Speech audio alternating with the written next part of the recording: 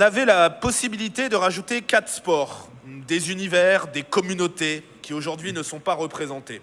En allant chercher des sports urbains comme le breakdance, on va chercher des sports qui cartonnent sur les réseaux sociaux et que les jeunes regardent. Ces mots, ils ne sont pas de moi, c'est ce que déclarait en août dernier le président du comité d'organisation des JO de Paris 2024, Tony Estanguet, pour tenter de justifier l'absence du karaté au programme de l'événement. Vous vous en souvenez peut-être, chers collègues, on était seulement 10 jours après la superbe médaille d'or du Français Steven Dacosta, obtenue justement au pays du karaté lors des JO de Tokyo. Steven Dacosta s'était ému, et on le comprend, de ne pas pouvoir défendre son titre en France. Et commentant ensuite ses propos de Tony Estanguet, il était amer en parlant d'excuses. Il y a moins d'un mois, le 20 novembre, le jeune combattant conservait à Dubaï son titre mondial et réalisait ainsi un doublé historique, champion olympique et champion du monde en 4 mois.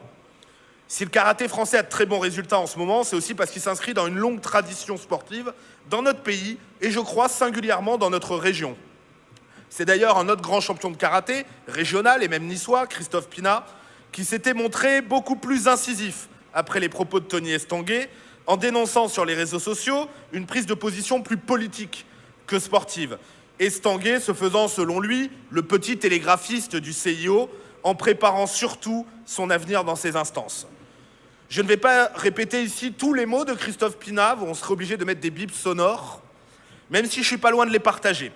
Mais il concluait en rappelant simplement que Tony Estanguet était un ancien champion de canoë, et je le cite, « sport qui ne représente même pas le nombre de licenciés en karaté dans les Alpes-Maritimes. Ça, c'est ce qu'on appelle un tsuki bien placé. » Et c'est pas faux.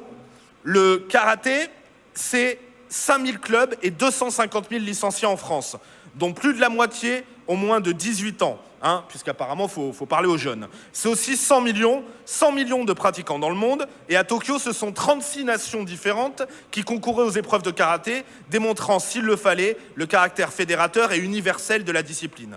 Au-delà des pratiquants français, de tous ceux qui aiment ce sport, au-delà du mauvais tour joué à Steven Dacosta, c'est aussi ces 100 millions de karatékas qui sont méprisés à travers cette décision et ses propos. Parce que, disons-le simplement, il y a plus de jeunes à la surface du monde qui pratiquent et même qui suivent sur les réseaux sociaux le karaté que le breakdance. Les décideurs ne gagnent même pas à vouloir se placer sur ce terrain et donc sortir de la dimension sportive.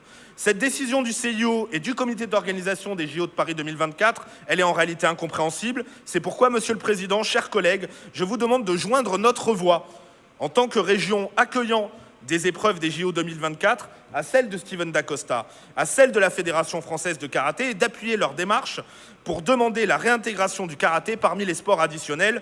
Bien sûr, nous savons que ce combat va être difficile et le CIO, tout comme le comité d'organisation, semble être enfermé dans leurs certitudes.